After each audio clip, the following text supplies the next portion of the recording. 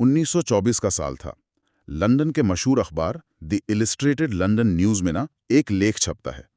और सच बताऊं तो उस एक लेख ने रातों रात पूरी दुनिया का इतिहास बदल कर रख दिया। बिल्कुल। मतलब उस समय तक पश्चिमी दुनिया का यही मानना था कि सभ्यता और आधुनिकता जो है वो सिर्फ मिस्र या मेसोपोटामिया की देन है, और भारतीय उपमहाद्वीप का जो प्राचीन इतिहास है वो बस कुछ खानाबदोश कबीलों तक सीमित है। जो कि बहुत बड़ी गलतफहमी थी। एकदम सही कहा आपने। लेकिन उस लेख ने बताया कि भारत की जमीन के नीचे एक ऐसी सभ्यता दबी पड़ी है जो न सिर्फ मिस्र और मेसोपोटामिया के समकालीन थी, बल्कि कई मायनों में उनसे कहीं ज्यादा उन्नत और विशाल थी। और देखिए, ये कोई अतिशयोक्ति नहीं थी। जब भारतीय पुरातत्व सर्वेक्षण के महानिदेशक जॉन मार्शल ने दुनिया के सामने इस सिंधु घाटी सभ्यता की आधिकारिक घोषणा की ना, तो वो सच में इतिहास की दुनिया में एक भूकंप जैसा था। अचानक से हमारे इतिहास की किताबों में एक पूरा नया अध्याय जुड़ गया।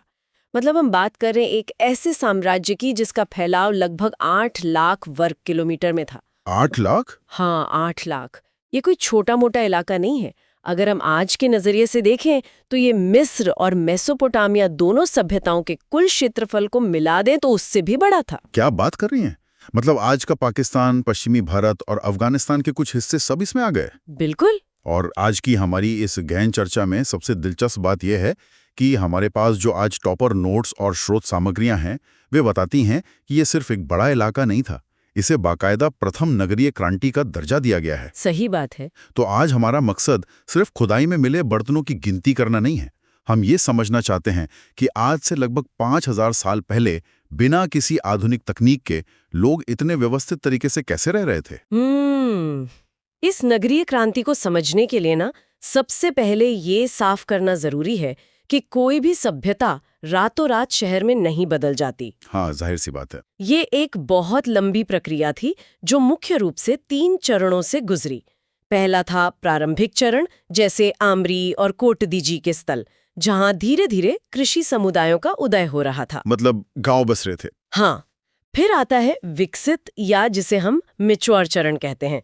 ये वो दौर है जिसके बारे में हम सबसे ज्यादा बात करते हैं। इसी चरण में हड़प्पा, मोहनजोदाड़ो और धोलावीरा जैसे महानगर अपने एकदम चरम पर थे। और तीसरा चरण? तीसरा है उत्तर हड़प्पा या विशहरीकरण का दौर, जब ये महान शहर धीरे धीरे खाली होने लगे और लोग वापस ग्रामीण जीवन की ओर लौटने लगे। ये एक बहुत ही अजीब चक्र लगता है। अमूमन हम सोचते हैं कि मानव इतिहास हमेशा आगे की तरफ ही बढ़ता है, मतलब गांव से शहर और शहर से महानगर। लेकिन यहाँ एक पूरी विकसित शहरी व्यवस्था वापस ग्रामीण संस्कृति में बदल गई। इस पर हम आगे विस्तार से बात करेंगे, लेकिन पहले मेरे दिमाग में एक सवाल आ रहा है। पूछिए। पुरातत्वविदों को ये कैसे पता चलता है कि 8 लाख वर्ग किलोमीटर में फैले ये अलग-अलग शहर एक ही सभ्यता का हिस्सा हैं? मतलब क्या उनके पास कोई चेकलिस्ट थी? बहुत अच्छा सवाल है। इतिहासकार और पुरातत्ववेद असल में 3 मुख्य पैमानों का इस्तेमाल करते हैं। अच्छा।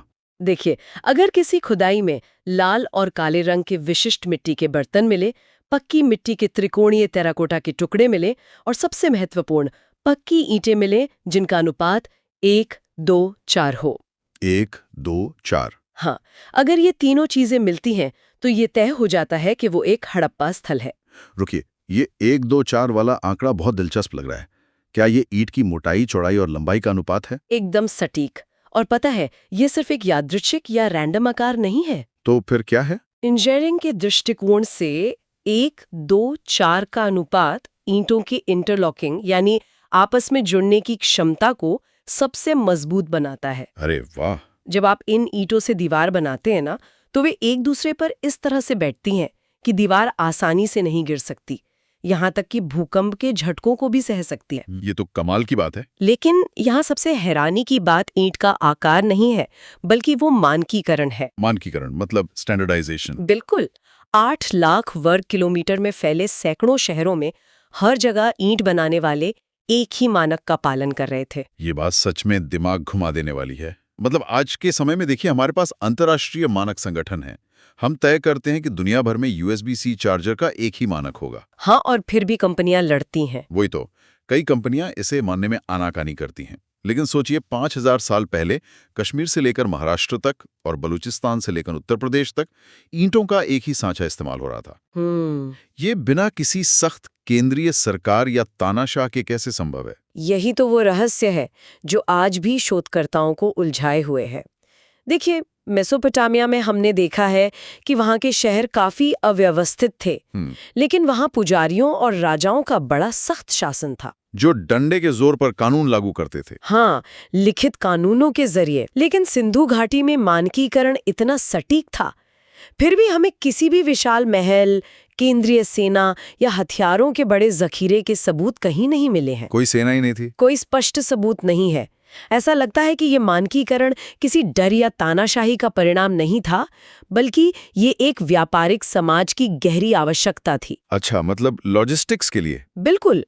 जब आप इतने बड़े पैमाने पर व्यापार करते हैं ना, तो मापतौल और निर्माण सामग्री में एकरूपता होना बहुत जरूरी हो जाता है। यानी ये थोपा गया अनुशासन नहीं था, बल्कि एक सामूहिक समझदारी थी। सही कहा। और ये समझदारी उनके नगर नियोजन में सबसे ज्यादा झलकती है। हमने बचपन से इतिहास की किताबों में पढ़ा है कि उनके शहर एक ग्रिड प्रणाली पर बने थे। हाँ, ग्रिड सिस्टम। मतलब सड़कें एक दूसरे को 90 डिग्री पर काटती थी। लेकिन इसका वास्तविक फायदा क्या था? क्या ये सिर्फ देखने में सुंदर लगता था? नहीं, इसके पीछे विशुद्ध विज्ञान और व्यवहारिक सोच थी। मैं समझाती हूँ। हाँ, बताइए। जब मुख्य सड़कें समकोण पर काटती हैं और पूरा शहर आयताकार खंडों में बंट जाता है, तो हवा का प्रवाह पूरे शहर में निर्बाध रूप से होता है। ओके। मुख्य सड़कें हवा की दिशा के समानांतर बनाई गई थीं, ताकि प्राकृतिक हवा ही सड़कों की सफाई कर दे। मतलब धूल और कचरा खुद ब खुद उड़कर शहर से बाहर चला जाए। क्या बात कर रही है? मतलब वो ऑटोमेटिक सफाई हो रही थी? बिल्कुल। ये उस समय का नेचुरल एयर कंडीशनिंग और ऑटोमेटिक सफाई सिस्टम था। ये तो किसी भी आधुनिक स्मार्ट सिटी प्रोजेक्ट के प्लानर को शर्मिंदा करने के लिए काफी है ना? और अगर हम शहरों की बनावट की बात करें, तो स्रोत बताते हैं कि वे आमतौर पर 2 हिस्सों में बटे होते थे। एक पश्चिमी हिस्सा जो ऊंचाई पर था, जिसे गढ़ी या सिटाडेल कहते हैं, और एक निचला नगर। हाँ, सिटाडेल संभवतः सार्वजनिक इमारतों, अन्नागारों और प्रशासनिक कार्यों के लिए था। इसे ना बाढ़ से बचाने के लिए ऊंचे चबूतरों पर बनाया जाता था। और निचला नगर आम लोगों के लिए? हाँ, पूर्वी हिस्से का निचला नगर आम जनता के आवासीय इलाके के लिए था। लेकिन दिलचस्प बात यह है कि ये कोई पत्थर की लकीर नहीं थी। हर जगह ऐसा नहीं था। अच्छा, कोई अपवाद है क्या? उदाहरण के लिए चन्हूदड़ो एक ऐसा शहर मिला है जहाँ कोई सिटाडेल था ही नहीं। चन्हूदड़ो में सिटाडेल क्यों नहीं था? क्या वो कोई अलग तरह का शहर था? साक्ष्य बताते हैं कि चन्हूदड़ो मुख्य रूप से एक औद्योगिक या कारीगरों का शहर था। एक इंडस्ट्रियल टाउन? हाँ, वहाँ से मनके बनाने के कारखाने और मोहरें बनाने के औजार बहुत बड़ी मात्रा में मिले हैं। ओहो। शायद ये पूरी तरह से एक मैन्युफैक्चरिंग हब था, इसलिए वहाँ किसी बड़े प्रशासनिक या शासक वर्ग के निवास की जरूरत ही महसूस नहीं हुई। समझ गया। दूसरी तरफ धौलावीरा है। धौलावीरा 2 नहीं बल्कि 3 हिस्सों में बटा हुआ था। सिटाडेल, मध्यनगर और निचला नगर। शायद धौलावीरा में एक बड़ा मध्यम वर्ग या व्यापारी वर्ग रहा होगा, जिसके लिए वो अलग मध्यनगर बनाया गया। ये एक बहुत तार्किक अनुमान है। और घरों के डिजाइन की बात करें तो एक बात तो मुझे बहुत ही अनोखी लगती है, वो ये है कि उनके घरों के मुख्य दरवाजे चौड़ी सड़क की तरफ नहीं खुलते थे। हाँ, पीछे की तरफ खुलते थे। वे पीछे की संकरी गलियों में खुलते थे। ऐसा क्यों? क्या ये सुरक्षा के लिए था? सुरक्षा एक कारण हो सकता है, लेकिन इसका मुख्य उद्देश्य धूल, शोर और सड़क के सीधे प्रदूषण से बचना था। अच्छा, प्राइवेसी के लिए। बिल्कुल। मुख्य सड़क पर बैलगाड़ियों की भारी आवाजाही और व्यापारिक गतिविधियां होती थीं। पीछे की गली में दरवाजा रखने से घर के भीतर शांति और एकांत बना रहता था। बहुत स्मार्ट। हालांकि यहाँ भी एक बड़ा अपवाद है, लोथल। लोथल में घरों के दरवाजे मुख्य सड़क पर ही खुलते थे। लोथल तो एक व्यापारिक बंदरगाह था, है ना? हाँ। तो शायद इसलिए दरवाजे मुख्य सड़क पर रखे गए हों, ताकि गोदामों या घरों से माल सीधे सड़क पर खड़ी बैलगाड़ियों में लादना और उतारना आसान हो। ये एक लॉजिस्टिक निर्णय लगता है। एकदम सटीक विश्लेषण।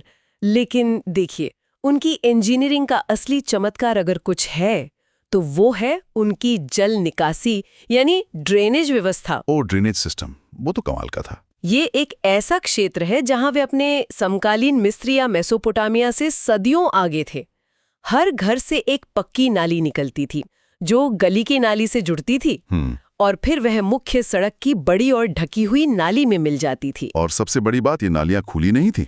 बिल्कुल नहीं। वे पक्की ईंटों या पत्थरों से ढकी हुई थीं और सफाई के लिए नियमित दूरी पर मैनहोल्स और सोक पिट बने हुए थे ताकि कचरा एक जगह जमा हो जाए और पानी निर्बाध बहता रहे। सोचिए, आज के कई बड़े शहरों में थोड़ी सी बारिश के मौसम में नालियां उफान पर आ जाती हैं। हाँ, सड़कें तालाब बन जाती हैं। लेकिन उन लोगों ने 5000 साल पहले इस समस्या को सुलझा लिया था। और जल प्रबंधन की इस दीवानगी का सबसे बड़ा उदाहरण मुझे लगता है मोहनजोदड़ो का महान स्नानागार है, द ग्रेट बाथ। बिल्कुल, ये ईंटों से बनी एक विशाल संरचना है। माना जाता है कि इसका इस्तेमाल किसी विशेष धार्मिक या अनुष्ठानिक स्नान के लिए होता था। जैसे आज हम पुष्कर या कुंभ में स्नान करते हैं। हाँ, कुछ वैसा ही। लेकिन इसकी इंजीनियरिंग देखिए। पानी को रिसने से रोकने के लिए, यानी उसे पूरी तरह से वाटरप्रूफ बनाने के लिए, ईंटों के ऊपर डामर और जिप्सम का मोटा लेप लगाया गया था। डामर का इस्तेमाल, मतलब बिटुमेन? जी हाँ। ये सच में हैरान करता है। अब जब हम इन शहरों की बात कर ही रहे हैं, तो क्यों ना उस दौर के कुछ प्रमुख महानगरों की तरफ थोड़ा करीब से देखा जाए। बिल्कुल। हड़प्पा और मोहनजोदड़ो का नाम तो हर कोई जानता है, लेकिन इनके अलावा भी कई ऐसे केंद्र थे जो इस सभ्यता की रीढ़ थे। अगर हम हड़प्पा से ही शुरू करें तो वहां से हमें 6 बड़े अन्नागार या ग्रैनरीज मिले हैं। अनाज रखने के गोदाम। हाँ, ये अन्नागार एक तरह से उस समय के केंद्रीय बैंक या रिजर्व थे। वे एक कतार में बने थे और नदी के पास थे ताकि नावों के जरिए अनाज को आसानी से एक जगह से दूसरी जगह ले जाया जा सके। बहुत स्मार्ट। मोहनजोदड़ो में भी तो एक बहुत बड़ा अन्नागार मिला है ना? हाँ, वहां का अन्नागार सबसे बड़ी इमारतों में से एक है। मोहनजोदड़ो तो वैसे भी अपनी कलाकृतियों के लिए बहुत मशहूर है। वो जो कांसे की नर्तकी की मूर्ति है, ब्रॉन्ज डांसिंग गर्ल, वो वहीं से मिली थी ना? जी, वहीं से मिली थी। और वो कांसे की नर्तकी कोई साधारण मूर्ति नहीं है। वो उनकी उन्नत धातुकर्म यानी मेटलर्जी का सबूत है। उसे लॉस्ट वैक्स तकनीक से बनाया गया था। मैं थोड़ा यहाँ रुकना चाहूंगा। ये लॉस्ट वैक्स तकनीक काम कैसे करती है? यह एक बहुत ही जटिल प्रक्रिया है। देखिए, सबसे पहले मोम यानी वैक्स से वो मूर्ति बनाई जाती है। अच्छा, मोम की मूर्ति? हाँ। फिर उस मोम की मूर्ति के चारों ओर मिट्टी का एक मोटा लेप चढ़ाकर उसे सूखने दिया जाता है। इसके बाद उस मिट्टी के सांचे को आग में पकाया जाता है। गर्मी से अंदर का मोम पिघलकर एक छोटे छेद से बाहर निकल जाता है। ओह, इसलिए इसे लॉस्ट वैक्स कहते हैं। मोम गायब हो गया। बिल्कुल। और अंदर एक खोखला सांचा बचता है। अंत में उस खाली जगह में पिघला हुआ कांसा डाला जाता है। ठंडा होने पर बाहर की मिट्टी तोड़ दी जाती है और कांसे की मूर्ति तैयार हो जाती है। क्या बात है। यह तकनीक इतनी बेहतरीन है कि आज भी दुनिया के कई हिस्सों में मूर्तिकार इसी का इस्तेमाल करते हैं। ये तो अविश्वसनीय है। मतलब वे सिर्फ किसान या व्यापारी नहीं थे, वे उच्च कोटि के वैज्ञानिक और कलाकार भी थे। हाँ, बिल्कुल थे। और अगर विज्ञान की बात करें तो लोथल का डॉकयार्ड भी तो इंजीनियरिंग का एक मास्टरपीस है। लोथल संभवतः दुनिया के सबसे पुराने ज्वारीय बंदरगाहों में से एक था। टाइडल डॉकयार्ड, ज्वार भाटे से चलने वाला। हाँ, इसे समुद्र के ज्वार भाटे का पूरा ज्ञान रखकर बनाया गया था। जब समुद्र में उच्च ज्वार आता था ना, तो पानी के साथ नावें सीधे डॉकयार्ड के अंदर आ जाती थी। अरे वाह। उन्होंने पानी के स्तर को नियंत्रित करने के लिए बाकायदा लॉक और स्पिलवे सिस्टम बना रखा था। ये एक बेहद समृद्ध व्यापारिक केंद्र था। और धोलावीरा के बारे में क्या कहेंगे? हमने बात की कि वहाँ 3 हिस्से थे, लेकिन वो किस चीज के लिए सबसे ज्यादा जाना जाता है? देखिए, धौलावीरा गुजरात के कच्छ इलाके में है, जहाँ पानी की हमेशा कमी रहती है। रेगिस्तानी इलाका है। हाँ, इसलिए उन्होंने वहाँ एक बेहतरीन जल संचयन प्रणाली यानी वाटर हार्वेस्टिंग सिस्टम विकसित की थी। उन्होंने नदियों के पानी को रोकने के लिए बांध बनाए और बड़े बड़े जलाशयों का निर्माण किया। बारिश का पानी बचाने के लिए? बिल्कुल। चट्टानों को काटकर बनाए गए ये जलाशय दिखाते हैं कि वे प्राकृतिक संसाधनों का संरक्षण करना कितनी अच्छी तरह जानते थे। बहुत दूरदर्शी लोग थे। और एक और खास बात, वहां से एक लकड़ी का साइन बोर्ड मिला है जिस पर सिंधु लिपि के 10 बड़े अक्षर उकेरे गए हैं। ये शायद दुनिया का पहला पब्लिक साइन बोर्ड था। क्या बात है। ये सब सुनने में ऐसा लगता है जैसे हम किसी बहुत ही आधुनिक और सलीके वाले समाज की बात कर रहे हैं। हाँ, है ना? लेकिन बड़े शहरों के इन भारी भरकम तथ्यों के बीच कुछ छोटे साक्ष्य मुझे बहुत आकर्षित करते हैं। चन्हूदड़ों के बारे में जो जानकारी है, वहां से लिपस्टिक के साक्ष्य मिले हैं। हाँ बिल्कुल। और सबसे प्यारा साक्षी जो मुझे लगा, एक गीली ईंट पर एक कुत्ते के पंजों के निशान हैं, जो शायद एक बिल्ली का पीछा कर रहा था। ये पुरातत्व की वो जादुई खिड़की है जो हमें उनके रोजमर्रा के जीवन से जोड़ती है। बिल्कुल। जब हम अन्नागार या जल निकासी देखते हैं तो हम एक प्रशासन को देखते हैं, लेकिन जब हम बिल्ली का पीछा करते कुत्ते के निशान देखते हैं या मिट्टी के छोटे छोटे खिलौने देखते हैं तो हम इंसानों को देखते हैं। सही कहा। इसी तरह कालीबंगा से हमें जुते हुए खेत के साक्ष्य मिले हैं, जो बताते हैं कि खेती कितनी व्यवस्थित थी। खेती की बात चलिए तो इस पूरी भव्य व्यवस्था को चलाने के लिए बहुत सारे पैसे और संसाधनों की जरूरत होती होगी। जाहिर है। उनकी अर्थव्यवस्था का आधार क्या था? क्या वे सिर्फ कृषि पर निर्भर थे या व्यापार मुख्य था? कृषि तो आधार थी ही। वे दुनिया में कपास के प्रथम उत्पादक थे, कॉटन। दुनिया में सबसे पहले? हाँ, यूनानियों ने इस कपास को सिंडोन नाम दिया था, जो सीधे तौर पर सिंधु शब्द से निकला है। वे गेहूं, जौ और सरसों भी उगाते थे, लेकिन उनकी असली ताकत उनका अंतर्राष्ट्रीय व्यापार था। मेसोपोटामिया के ऐतिहासिक दस्तावेजों में उन्हें मेलुहा के व्यापारी कहा गया है। मेलुहा, जी। मेसोपोटामिया की शहर उर में कई हड़प्पाई मोहरें मिली हैं जो साबित करती हैं कि इन दोनों सभ्यताओं के बीच सीधा व्यापार था। लेकिन एक सेकंड, यहाँ मुझे एक शंका हो रही है। बताइए। अंतर्राष्ट्रीय व्यापार बिना पैसों के कैसे हो सकता है? हमारे साक्ष्य बताते हैं कि उनके पास कोई भी धातु की मुद्रा या सिक्के नहीं थे। बिल्कुल नहीं थे। तो वे अफगानिस्तान से लैपिस लाजुली या ओमान से तांबा कैसे खरीदते थे? उनका पूरा व्यापार वस्तु विनिमय यानी बार्टर सिस्टम पर आधारित था। सामान के बदले सामान। एकदम सही। वे अपने कृषि उत्पाद, कपास के कपड़े और मन के देकर बदले में कच्चा माल लेते थे, और इसी व्यापार को सुचारू रूप से चलाने के लिए उन्हें एक बहुत ही सटीक माप तौल प्रणाली की जरूरत थी। अच्छा, वो मानकीकरण जो आपने पहले बताया था। हाँ, उन्होंने चर्ट पत्थर से बने घनाकार बाट बनाए। निचले स्तर के तौल के लिए वे 16 के गुणज का इस्तेमाल करते थे। 16 के मल्टीपल्स? हाँ, जैसे 16, 32, 64। ये मानकीकरण ही उनकी असली करेंसी थी। तो वे मूल रूप से प्राचीन दुनिया के सप्लाई चेन मास्टर थे। आप ऐसा कह सकते हैं। लेकिन देखिए, यहाँ बात सच में बहुत उलझ जाती है।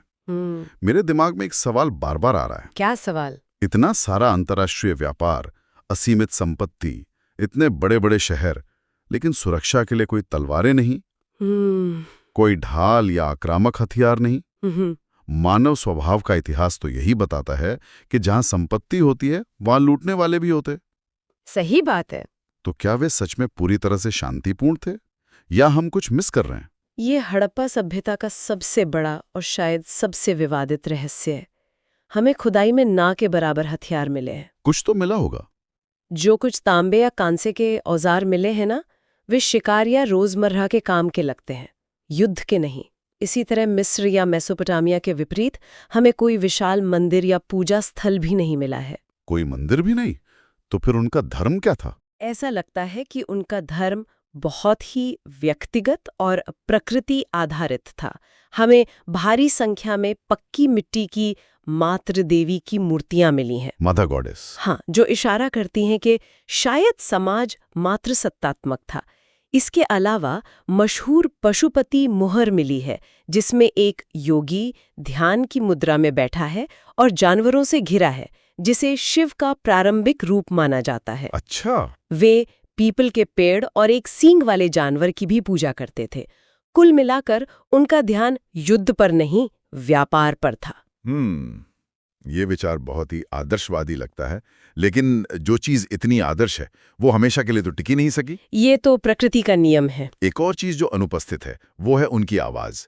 क्या उनकी अपनी कोई लिपि नहीं थी जो हमें बता सके कि वास्तव में उनके साथ क्या हुआ? लिपि थी, और यही सबसे बड़ी त्रासदी है। उनकी लिपि भाव चित्रात्मक थी, पिक्टोग्राफिक। जैसे इमोजी होते हैं। हाँ, कुछ कुछ वैसा ही। उसमें 400 से ज्यादा संकेत थे जो चित्र जैसे दिखते हैं, और इसे लिखने का तरीका बोस्ट्रोफेगॉन कहलाता है। ये बोस्ट्रोफिटॉन क्या होता है? नया शब्द लग रहा है। इसका मतलब है जैसे बैल खेत जोतता है। अच्छा। वे पहली लाइन दाएं से बाएं लिखते थे और फिर अगली लाइन बाएं से दाएं, और ये क्रम चलता रहता था, जिगजैग पैटर्न में। बिल्कुल। लेकिन समस्या ये है कि हमारे पास मिस्र के रोजेटा स्टोन जैसा कोई ऐसा पत्थर नहीं मिला है जिसमें सिंधु लिपि के साथ साथ कोई ऐसी भाषा लिखी हो जिसे हम जानते हो। तो हम उसे डिकोड नहीं कर पाए हैं? नहीं। दुनिया भर के तमाम प्रयासों के बावजूद आज तक ये लिपि पढ़ी नहीं जा सकी है। वे आज भी खामोश हैं।